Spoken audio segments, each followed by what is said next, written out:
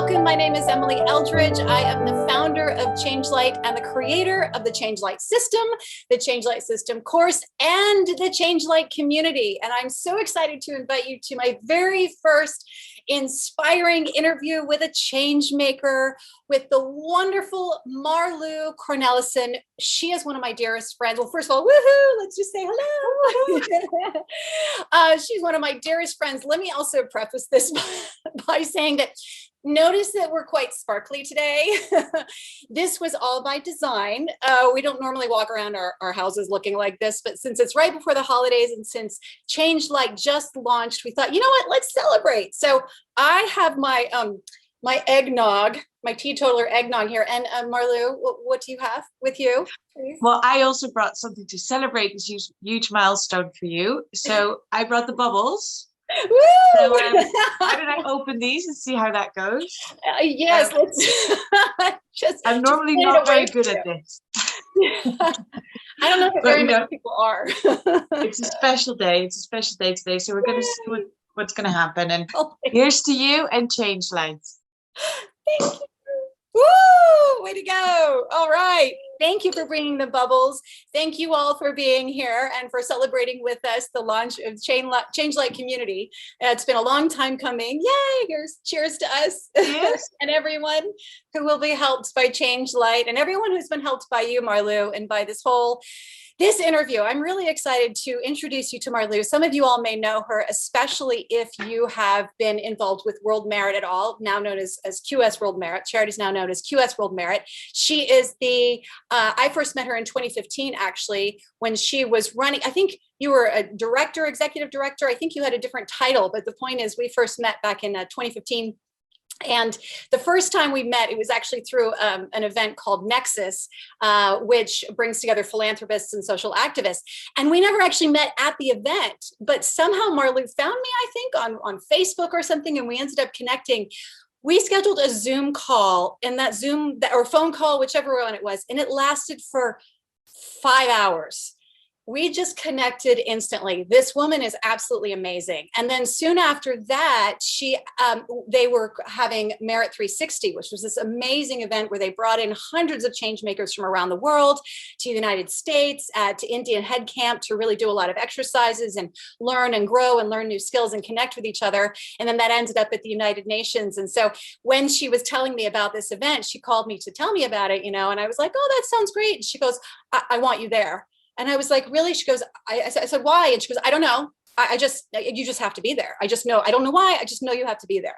So it ended up being such an amazing experience. And she has gone on to do incredible things through World Merit. And now I'm not going to read her whole CV. I'm just going to tell you what she's involved with right now. And Marlou, you can extrapolate on this if you want to. But so QS World Merit is a global platform that connects passionate and collaborative youth with opportunity.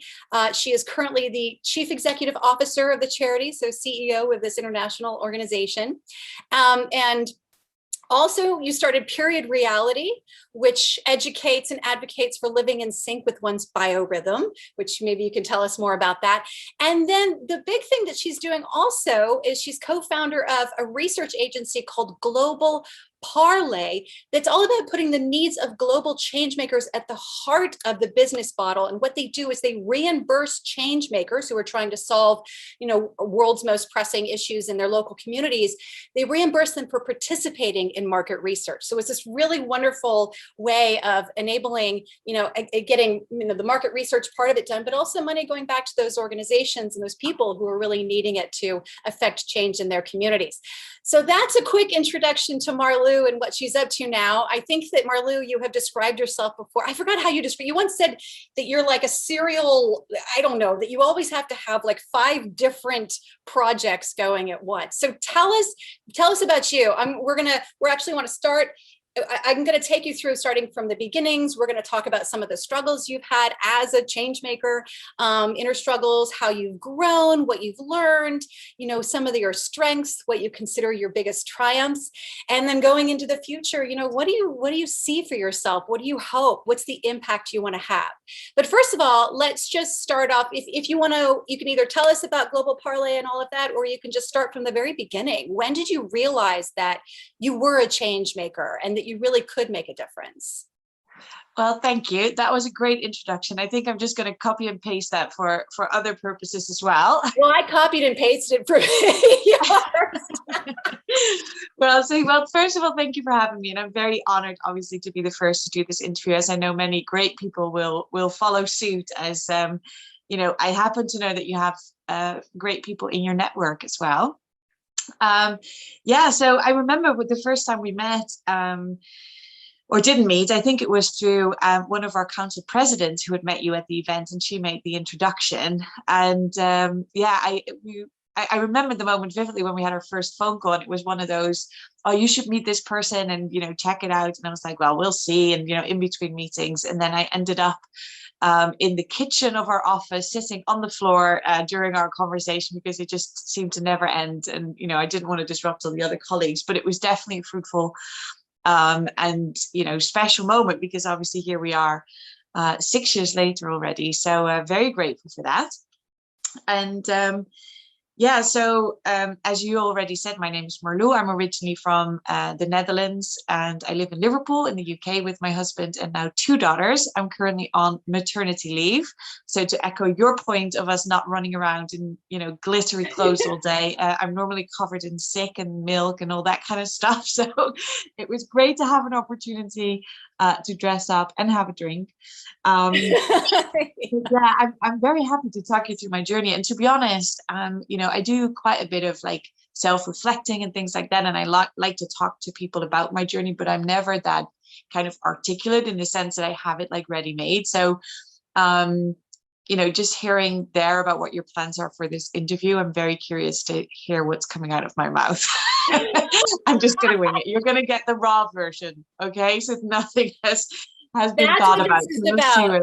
This is unscripted, Good. It's all about showing change makers that it's like, even those of us or those people with, big titles like CEO, it's like, it's a process to get there. Absolutely. And it really does require a lot of that inner reflection and inner work. It's not just about the work, doing the work. It's about being that present. 100%. And I think in what you just described, even the initiatives that you mentioned that I'm currently involved in, sometimes it just, people call it different things. And I think for some people, it helps to be really strategic about their path, right? And they plan 5-20 years ahead, and they make decisions based on what they think will get them to that next step and to that next step.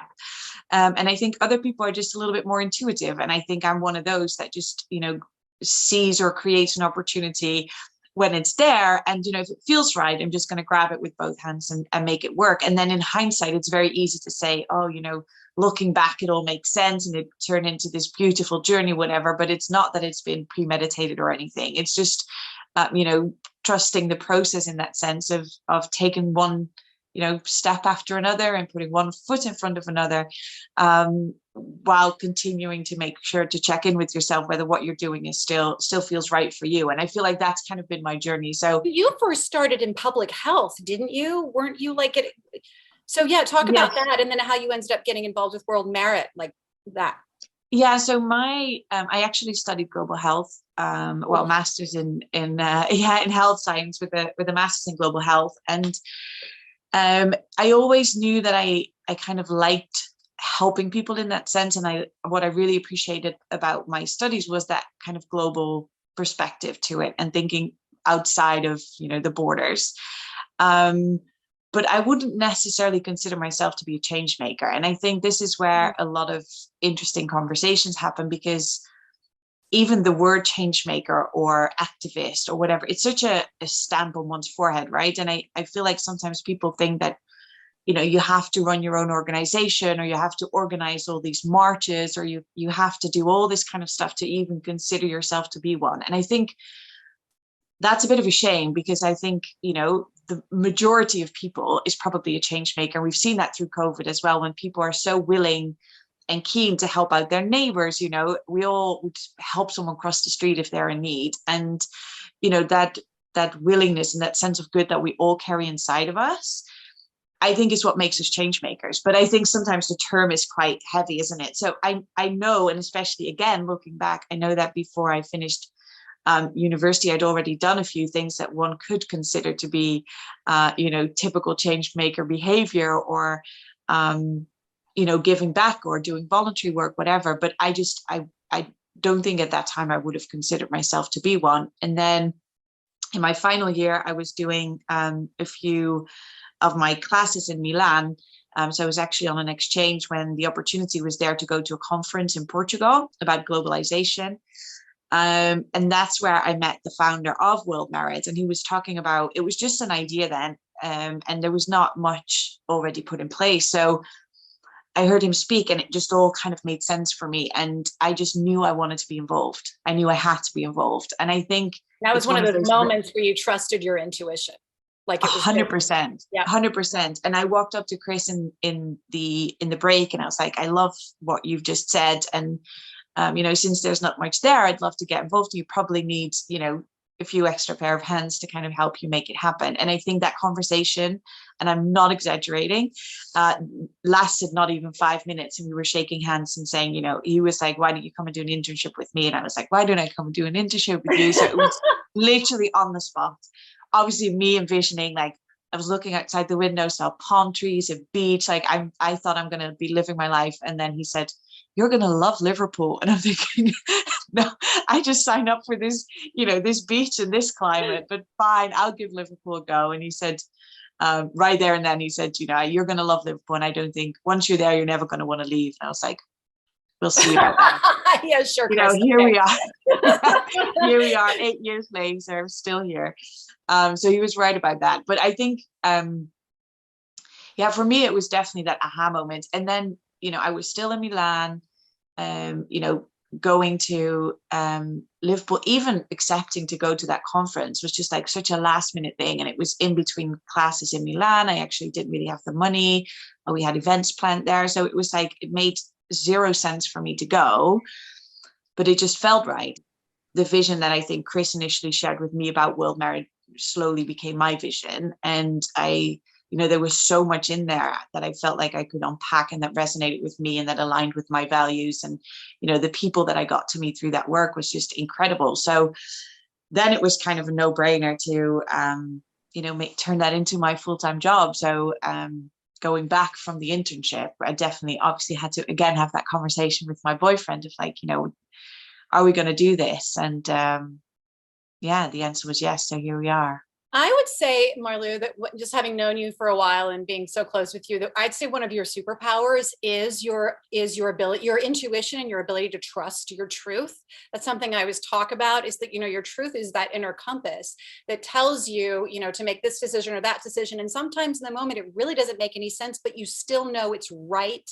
And I would say that's one of your superpowers. Like, you're really good at that. And sometimes, you and I have had conversations where your truth was also telling you something was not right.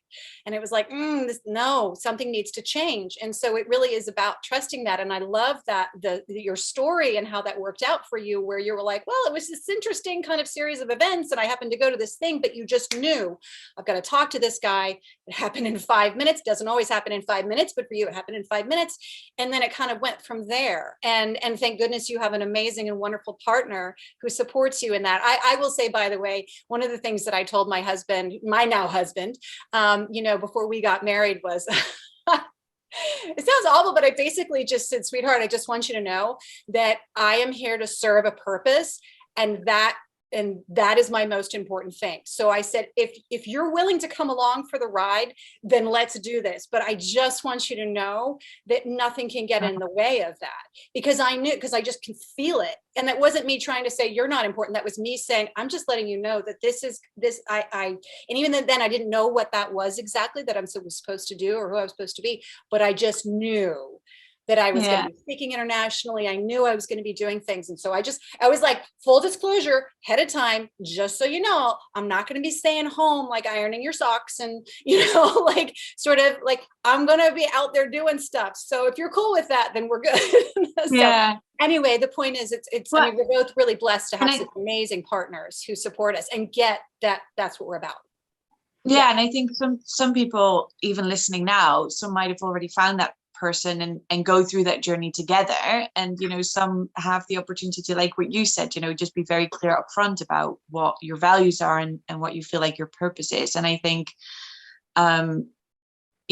when you're with someone, you're going to grow and develop anyway. And I think for us, it just meant that me owning and kind of embracing that change maker part of me happened while I was already with him. And sometimes we do talk about that and laugh about that. Like we had very different conversations when we just met compared to now. You know, and that's what what I'm appreciative of. And to your point both of evolve being together. Yeah, you've evolved and he can evolve. By the way, just I want to interrupt because in terms of the conversation about change makers, yes, there are some very like sort of more technical definitions for a change maker. I personally just define a change maker as anyone who is driven to make a positive difference in the world. Because it's true, there are so many different ways that we do it. But I just feel like among the people I've met who you know, like you know, you're driven to make a positive difference. You are driven to help other people.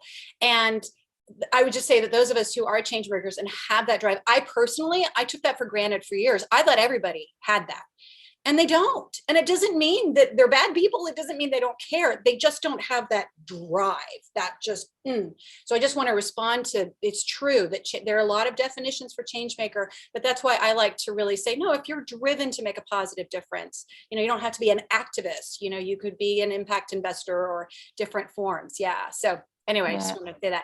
Well, so it's interesting. So you wouldn't have necessarily called yourself a change maker, and yet you've ended up running an organization that helps empower change makers all over the world, which is a really important role as well, right? Because those of us who are driven to make a difference, sometimes, you know, sort of out in the wilderness doing our own things. And one of the things about QS World Merit is it brings us together, you know, and country councils and things like that. Well, so what are some of the struggles that you would say internally that you've run into, you know, in your role as a leader, as a change maker? I mean, you literally went from like, you know, where you sort of had this trajectory with global health, and then all of a sudden, or, you know, over time, I guess, but pretty quickly you started running, you know, playing a big role in this organization, you know, and of course you've done a lot since. So what would you say are some of the biggest inner struggles you've had along the way? Oh, Got there.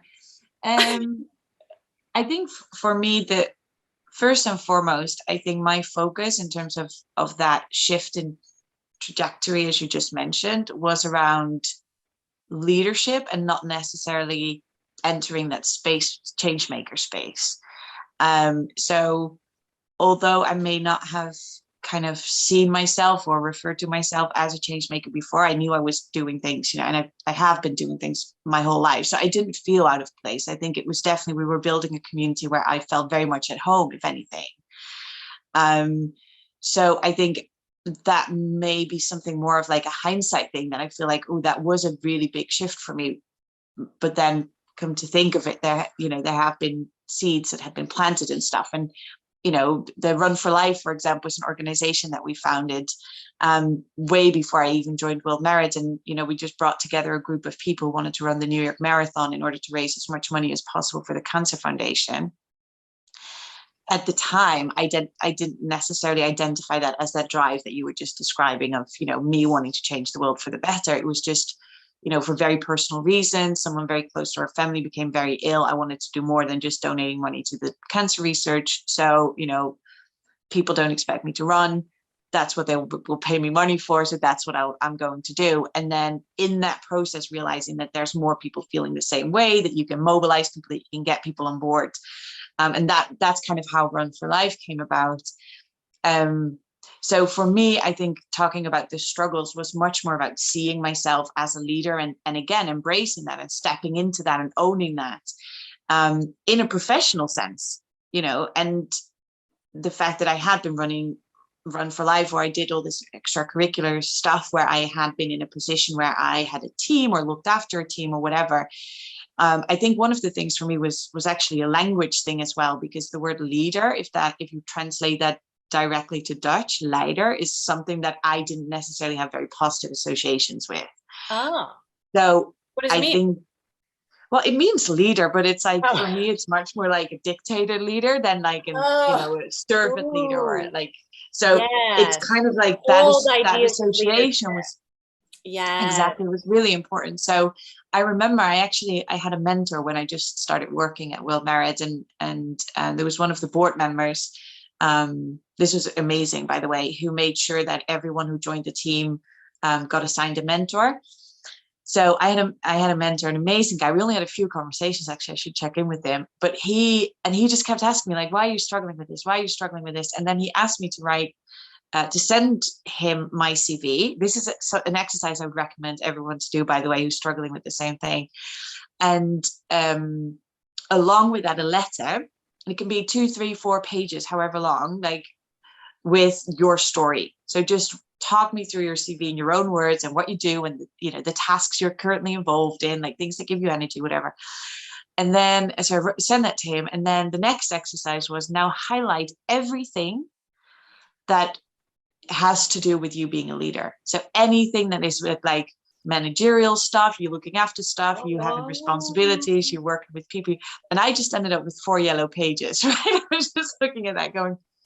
So I rang my mom and I was like, but even before I spoke to him again, I was like, could you not have told me this? And she's like, what do you mean? And I'm like, well, maybe I should be like a leader or something. Maybe I should run something. And she's like, but what would you have done differently? You know, maybe you would have gone to business school and then what? They would have taught you how to do certain things from a textbook. Like that was never going to be your style. So what would you have done differently if that was something that I've been like, you know, pinpointing and mentioning to you? Like it's so obvious to me that I don't even know why it wasn't this obvious to you. And I'm like, okay. So that was a really nice kind of icebreaker and opening for me to explore that topic with that mentor of like, you know, what does a leader mean to you? And, you know, how do you want to, I guess if that's the outline, how do you want to color that in, right? Like what type of leader do you want to be? And that was really helpful. What type of leader do you want to be? Yes, exactly. That's so key. Yeah. I love that it's like it was always sort of staring you in the face, like, or, you know, it's like you were apparently doing this, but it's because it's so natural for you. You are a natural leader, but I've seen you lead and you're so collaborative and you're so empathetic and you're so, you know, you're so much about team. You are definitely not about, you are not a dictator. Like you, and so I love that, you know, like on the one hand, it was also like, you know, you look at all these things, you're like, wait a minute, I've been doing this all along. And yet you had to have that reframing. You had to have that shift in your own mind to go, oh, wait a minute, this is who I am. Like I'm struggling with this idea, but it's only because I haven't really fully recognized and embraced that this is already who I am. This is already what I'm doing. So I love that. Right. That's great. So you shifted through that and you started to go, oh, wait a minute, this is, and also that it's a matter of the kind of leader you want to be, not somebody else's idea of leadership. I've always found that fascinating too, when people have seen me as a leader and I'm like, huh? No, I'm not. Then I'm like, but, and then I think about the same thing, like leadership as though you're this, you have to have all the answers and you have to be stern and you know, no, it's like I say you bring forward whatever are your innate qualities, your innate leadership qualities, or, you know, whether it's your empathy, it's your communication style, etc. And so it sounds like that's what you ended up doing. Once you realize that's what you've been doing, you started to really embrace that. That's wonderful. So so that helped going through that exercise and really kind of going, okay, I already am this. And it still does. And I think a lot of people, I can imagine a lot of people in this community as well. If you're a change maker, you're a doer, right? You can't make a change. You can't get anything done if you're not willing to roll up your sleeves. So for the longest time, and still, if I work for a full day or a full week and I've spent a lot of time on what I think are more leadership tasks than maybe operational tasks, I could still feel like, that distracted me from the work I actually needed to do. You know, so sometimes I still need that reminder of, no, hold on, wait a second. That is actually part of my job, right? That is actually part of something I need to be involved in. And I can't do that for 8 hours a day or however long, and then do operational stuff alongside that, because I'm just doubling the work. And it's not fair to see that, or it's not, you know, definitely not healthy to kind of view that part of your job as something you have to do on the side from all the operational stuff. And I think, you know, we're probably going to get into this, but I don't know people who are more committed and passionate and at the risk of burning themselves out than passionate change makers, right? Because whatever we work on, it becomes personal. Because it's so aligned with our personal values, with our personal mission, with our purpose. Like, it's personal. Don't touch this. Like, I'm like a mama lion, and I see that around me all the time, like with young people who, when you become so passionate about something, it's really hard to stop. And I think the tricky thing is that maybe the higher you would come in the traditional sense of like hierarchy, the trickier that becomes, because then that with you sending that one email, you might empower like 10 other people to do things. So it's always just that one email, just that one meeting, just that one thing, and it becomes, it's almost like a drug that just keeps you going. But, protecting those boundaries and appreciating that, there's a balance between the work you actually have to get involved in and how you lead and inspire and run a team, is equally important. And looking after yourself, it's like the mask in the aeroplane, right? Like, put the mask on yourself before you help others, I think is, especially in this space, incredibly important. Well, thank you for saying that, because what are some of the ways, like when do you notice for yourself when you're like, oh, wait a minute, I need to back it up here. I'm getting over involved in this. She's smiling. I'm getting over involved in this, in this activity or this project. And I really need to be focusing on like higher level things or what have you. Or maybe I'm focusing a bit too much on higher level. I need to go down here a little bit, whatever it is. Like, what is it for you? How, like, whether it's even a feeling you get inside or just something you notice about, something yourself. How do you recognize when you're kind of out of balance that way? And then also, what do you do in terms of your own self-care and in terms of your own, whether it's boundary setting or resting or what have you? I find that a very difficult question, because I think what happened for me, the biggest shift in that was when I started a family, and that's probably not a good answer, right? Like, it's almost as if I needed something to give me that would take priority over everything else, that I just didn't have a choice, right? Like, before we had James, who's now 3.5, I could literally, especially in busy times, like work 20 hours a day and you just go on 4 hours sleep, and and I'd enjoy it. And people would be like, oh, be careful. I'm like, I don't have to be careful, because I think you only have to be careful when you feel like you're running low on fuel, right? And what fuels you is what, hopefully the work gives you energy. So I think it's not only in terms of making sure you work like a maximum amount of hours. I think it's keeping in check with that balance of, am I still getting more energy from the work that I'm doing than it's taken? And I feel like, although I absolutely don't have a 9 to 5, lifestyle, and some people would still say that it's, insane how much time I put in, or how, I love to communicate with all the different teams I'm part of on WhatsApp, and people go, that's not healthy. And I'm like, well, as long as I'm enjoying it, I think it's fine. Mm-hmm. It's up to me to figure out that balance. But like I said, the family definitely helped, because that's just my non-negotiable, and that, I think, having a few non-negotiables, and whether that's like, I want to have the evenings off, or I want to have the weekends off, or both, or I want to, only work between 1 and 3, whatever. But what are your non-negotiables? And I think that is really important. And obviously having people around you to kind of have those conversations with, going back again to like having a mentor. Like, one of your questions just now was, how do you realize that you need to back away from maybe, the detailed stuff a little bit, or when, going between that operations and strategy. And for me, having a mentor is still incredibly important. And I've had that, as soon as I started working, because I think, and different types as well, different mentors can offer you different types of advice. Of like, some are like the career driven ones with the experience, and some are maybe more like the personal ones where, are just more like a sounding board.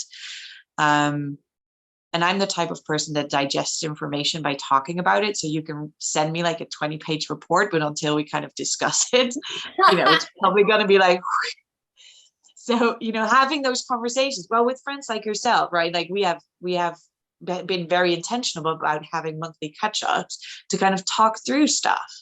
And I think, again, like, especially in this space where you can run yourself crazy, like, make sure that you build that community for yourself, and find people who understand what it's like to work in this space, and at the same time are honest with you, right? Mm-hmm. And can help you find that balance and tell you when you're going a little bit crazy. And to be honest, because I'm so passionate about so much of what I do, you know, and with World Merit as well, because I was there right from the beginning. I've cleaned the toilets, like we posted on social media. I've like every single job you can think of within World Merit, apart maybe from coding and building the website, I've been a part of, and that was necessary, right? So finding that balance, even now with projects like Peered Reality and Global Parley, it's like, I don't mind doing the day-to-day stuff. I don't mind getting involved in operations.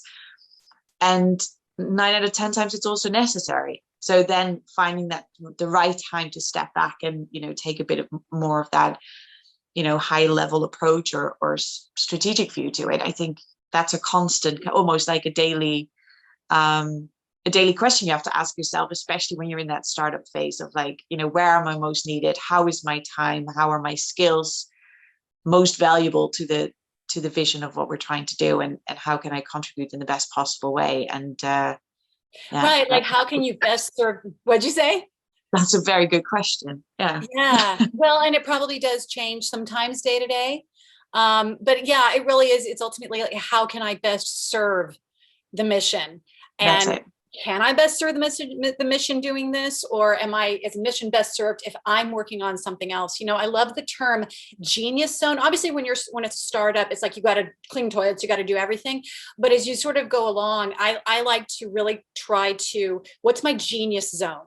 And, you know, what am I so good at? What is it that I uniquely can do that really like nobody else on the team can do, or whatever? Then I like to go, how can I focus on doing that and then outsource or delegate or what have you, or maybe sort of find a separate day when I do the other stuff so that it doesn't feel like it takes me out of that genius zone. If someone would ask me on the spot, like, what 3 things are in your genius zone, I would struggle answering that, right? Like, it's even that journey of figuring out what that is, and what, you know, what is it that you work on that, you know, when you look up and look at the clock, like an hour has passed, right? That you feel like you're getting in the flow and stuff.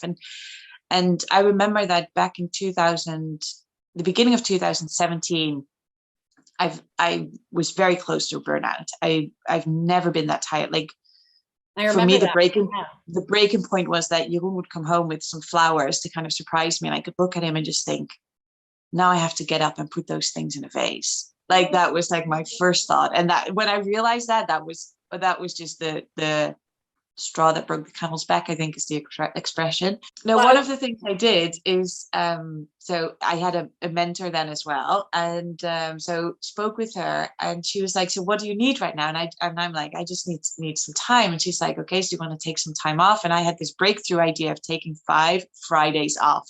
Okay, so this was me taking a break at that time, which I was over the moon with, by the way. But one of the tasks I did to begin with was, for a week, I've started to write down every single task that was involved in my job.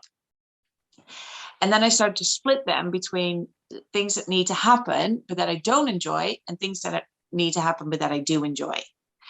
And when I came back after those, 5 short weeks, I made a very strong commitment to myself that every day, and this was only a short period of time, because when I tell this to people, they go, a lot of work. And I'm like, you don't have to do this for a long time, but it just gives you so many insights that you don't even have to do this. But I just made the conscious decision every day to make sure I would pick things of both lists. Right. So if I had to create a budget that would normally take me 2 full days, that's not something that I get energy from. Not to say I'm not good at it, but it doesn't give me anything. Right. So rather than spending 2 full days on it being miserable, I would spend 4 mornings on it and make sure that in the afternoon I do things that I get energy from.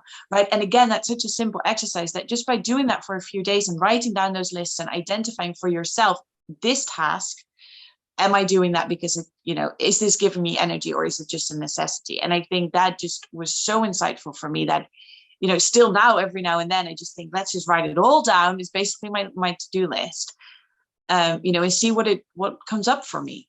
And again, like something I definitely recommend people to do if you feel like work is tiring you out. Well, so what would you say is, I don't know, like, what's the best piece of advice you've ever received for being an effective leader, like for you? I don't have the exact maybe piece of advice ready there for you, but I think understanding that when I learned about things like servant leadership and heart-centered leadership and things like that, you can be a leader, and all the skills you've just mentioned around empathy and communication and things like embracing who you are, and that you can be a leader just by being yourself. And even if you're not even, you haven't started your career yet and you're a student, you're also a leader, right? Because you walk around with a set of values and, an idea and a vision. And like you said, there are people who are more driven to make a change than others, but that in itself, you're a leader, and you're the leader of your own life, and you're the writer of your own book. And understanding that there's, in this world, is room for everyone to be their own type of leader, as long as you're authentic. And I think even what you were just describing about your job, and maybe this is more true for women than it is for men, but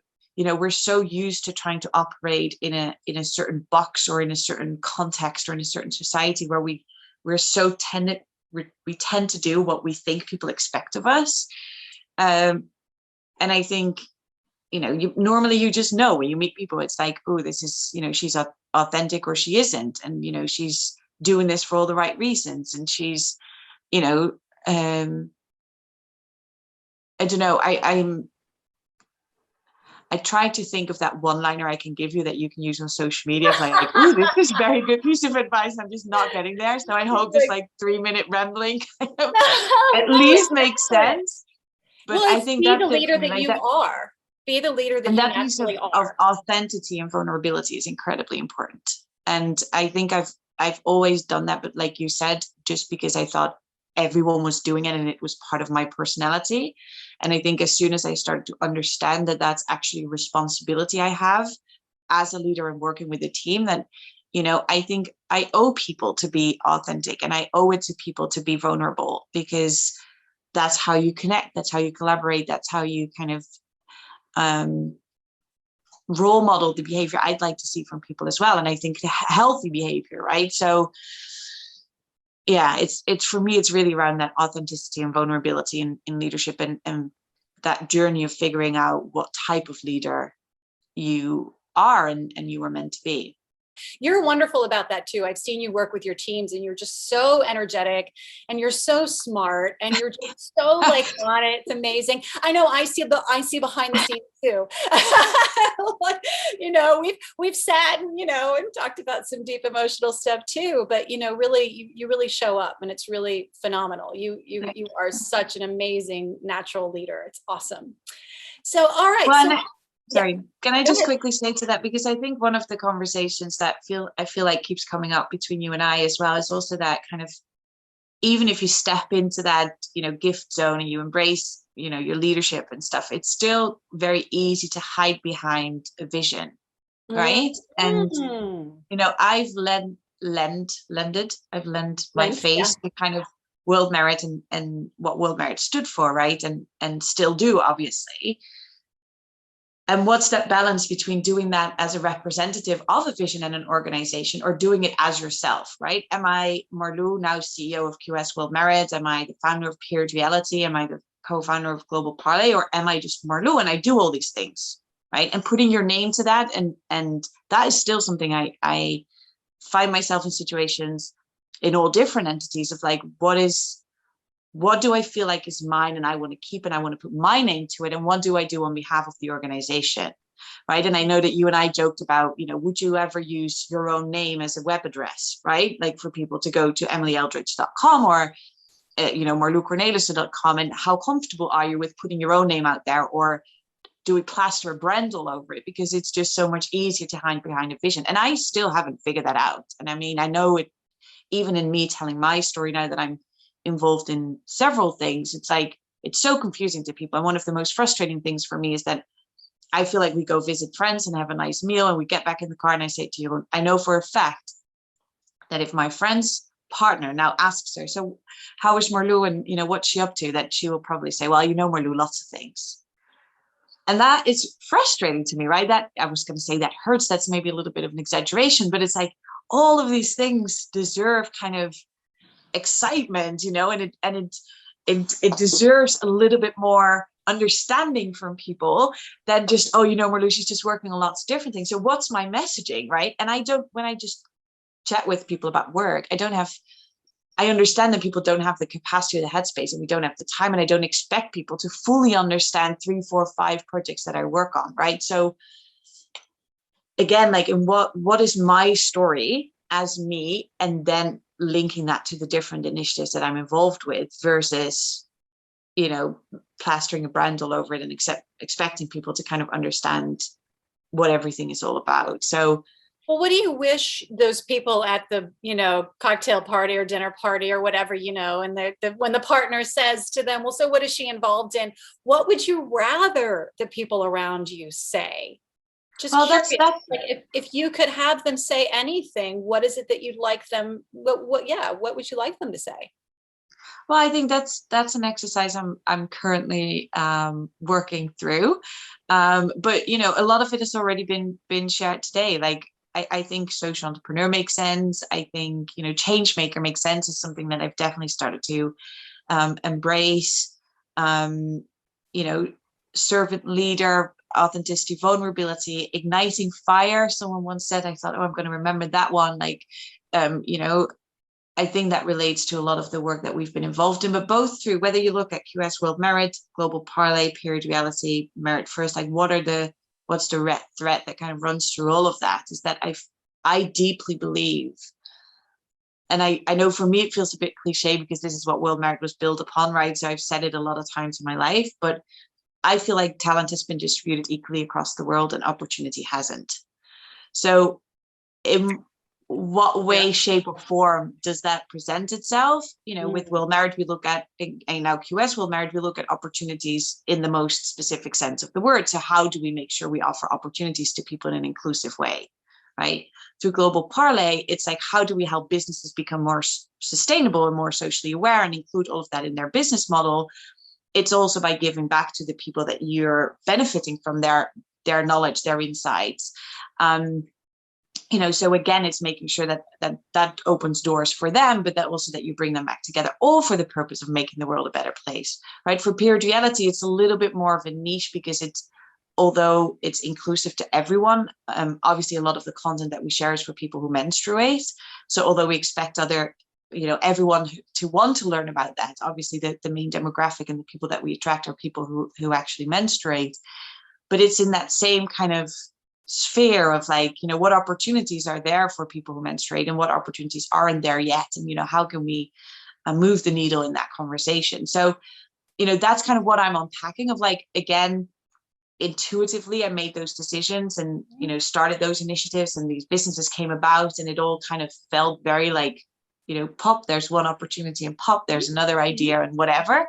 But I think there's definitely a common theme and a red thread, and I need to do a bit of work on how to kind of, what's my messaging and my positioning around that.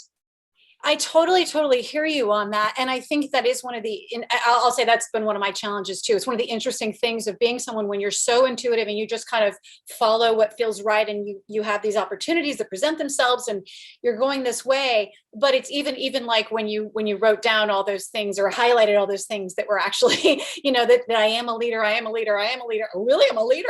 I guess I'm a leader. Why didn't anybody tell me? It's almost like Dorothy and the Wizard of Oz. Why didn't anybody tell me I'm wearing the ruby slippers? There's like right here, but that's what it is, an interesting challenge when something is so completely natural and innate, and yet the world wants us to define ourselves. The world wants us to be able to communicate and sort of say, this is who I am, or this is what I do. And it can be hard because it can feel limiting, especially if you're someone who's multi-passionate like you are. Or for me, it was really a struggle because bringing the drawing out process into the world, it's not, and I'm not a therapist or a psychiatrist or, I personally don't fit in any of those boxes. And so it can be really hard because it's the same kind of thing where you're like, I don't want people leaving a conversation with me going, so what is it that she does? So question for you then. So the point is, it takes a lot of work, and it does take having to ask other people and get feedback and map out, like, so for me, I'll just say for change makers, it's like, you were my sort of first entry point into even working with change makers. I hadn't really thought about it before. I just had this technique and it works really well. And it was like changing lives, but I didn't know like who. I was just sort of doing it with everybody. And then, but that was still 6 years ago that you and I met, and then in 2016 with Merit 360 and all that. The point is, it's taken this long to really try to go, well, wait, who am I here to serve? Like, what, how do I really? And so I'll just say for myself, it's finally come together. But my point is, that's, I think, one of the challenges is like when something is so innate and not everybody gets it. So how do you communicate it? And how do you even figure out what it is you're doing and trying to do? You just know that this is what you're supposed to do, but you don't necessarily know how to put that into words so that the rest of the world can kind of go, oh, okay, and put you in their little box in their heads or whatever it is. But anyway, you were going to say something. So I just wanted to throw a question back at you because I obviously fully relate to that. But how do you feel like in that process, because you say the world needs you to define yourself, but how do you feel like you attract the right type of community or audience or clients without giving into that, right? Without trying to define yourself too much into a niche. Well, I think that I don't think there's a problem with defining ourselves into a niche so long as that niche lights you up, so long as it is authentic for like, yes, this is who I'm here to serve. And so for me, that's what it came down to. And this is what I will often ask myself. And it's kind of like that activity you said you did where you were like, what is it that I lose myself in? What is it that I really enjoy? And I see it as, what is it that lights me up? What is it that energizes me? Who are the kinds of clients? So I had to like sit down and I had so many conversations. I mean, I had a coach, we'd have all these deep conversations and I'd end up all triggered and, because part of me didn't want to feel limited in how I was defined, wanted to stay expanded, but then realized though, if you, sometimes if you stay too expanded, then you end up, trying to sort of spread your, umbrella too far or whatever, and not really focusing on the people that really do light you up. So that's where I feel like it's really important is to tune into that. So that's how I do that. And that's how Changemakers even came up. But even that, I will say that I originally was going to call my new brand something completely different. I told you this, right? I was going to call it Mission Ambition, because that was a download that I got. That was like a term, like mission ambition, that those of us who are driven to change the world have mission ambitious. We are in ambition. We are ambitious, not just for ourselves, but for our mission. But then there were a series of events and some weird sort of like signs that I got, like that just were like, no, you need to put light in the name. And it was just so clear. And even though it was like, what? Anyway, it's a long way of saying that it's not always right. Everything just, it's a process. It's the process of like understanding yourself and really recognizing what is it that you bring, but also what do you really enjoy?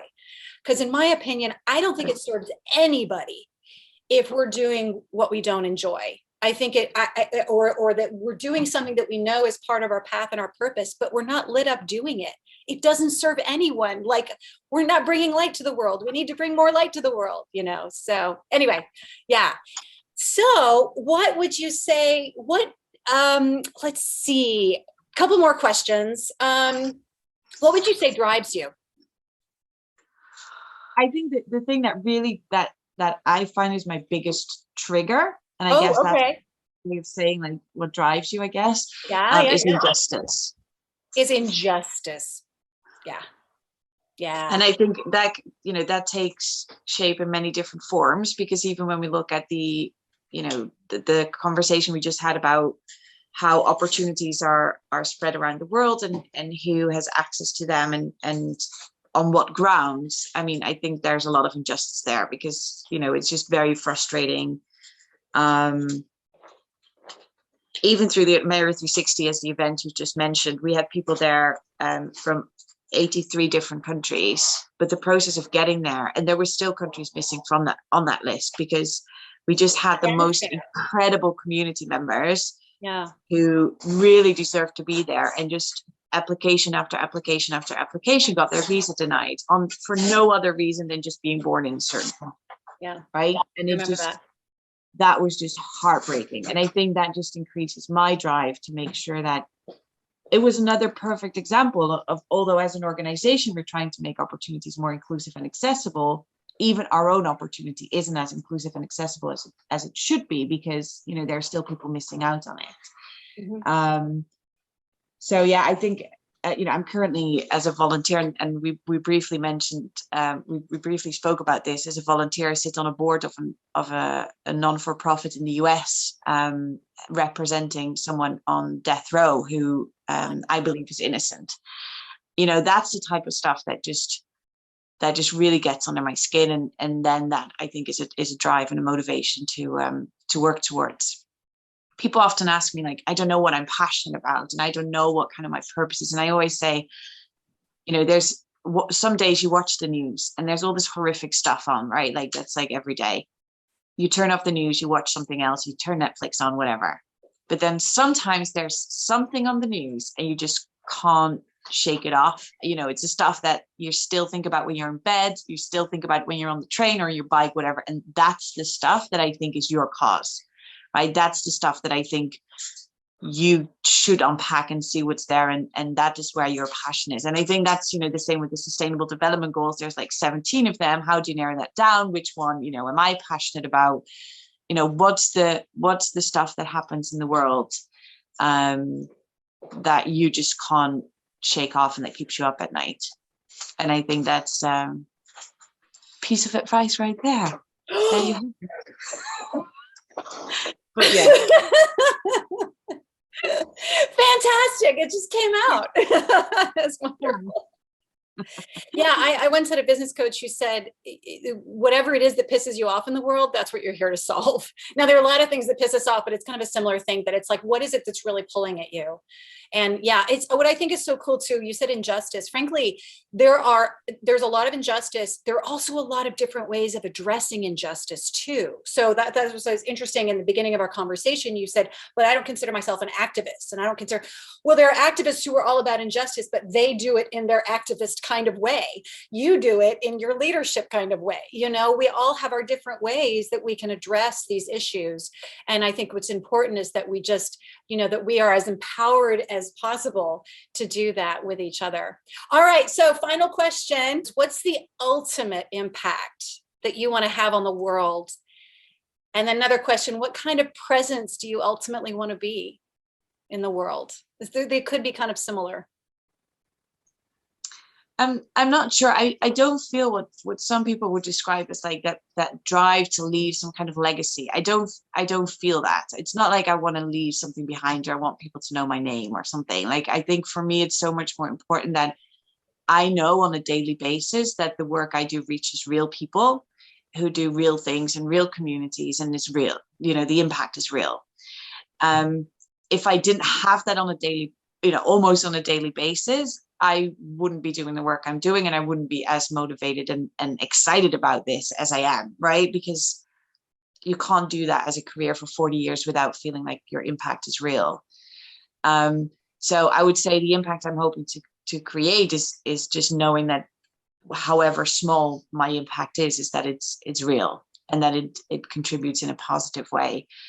That it's very concrete. Yeah. And I think, you know, even just thinking about, when I do think about my legacy, obviously I now have 2 small children, you know, I do worry about the world that they're going to grow up in, and what, you know, the state of the world is going to be when they're 30 or 50 or 60, whatever. So that's definitely stuff that keeps me up at night. But I don't think, you know, for some people who have like a shift or a change in their career of like, well, and the moment I had kids, I realized this is not the state, you know, this is not the world I want to leave to my kids. So then they find a sense of purpose because they had kids. And I think because I was already on this journey when I had them, I don't feel like that caused a shift for me, but it definitely amplified that I feel like I want to do work that matters. What kind of presence do I want to be? Yeah. I mean, you said so many wonderful things about me tonight. So I think I'm just going to write them down and think, you know, that I think it's one thing I'm proud of. And again, this is very much personality as well. So I don't think it's necessarily something, I can change, but, I hope that people know about me.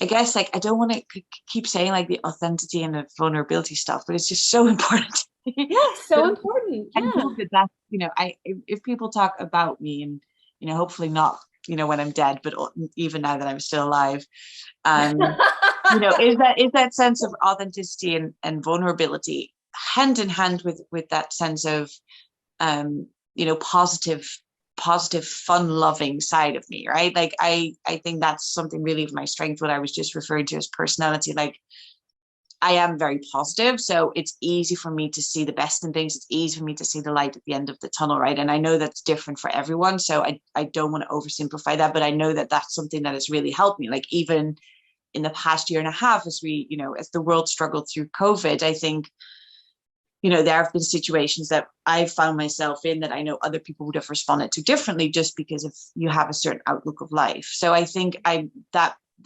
positive, fun-loving side of me, I think is really important part of who I am. And hopefully that hand in hand with, when people have met me, they know that they've met me and not a version of me, or like me wearing a certain mask, but that they actually, had a chat with me and met me and kind of got a little sense of who I am as a person.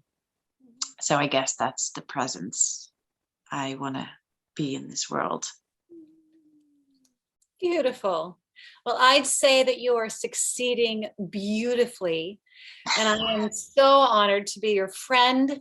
And I am so grateful for everything you've done for me over the years as a friend, but also with all these wonderful opportunities and inviting me to speak and getting to meet so many amazing, wonderful change makers, and it's sort of like, it's funny the way your work is very concrete and mine's more like emotional. So it's like, we're kind of doing both inside and outside, that's but it complements each other, right? And yeah. I think what you just said about, that first event that we did together, Merit 260, where you came and speak, I think the feedback to your sessions was so overwhelming. Like that, I think that surprised you, but it definitely blew me away of how much your work resonated with the people that we were working with, right? And how much there was an obvious need for the work that you're doing.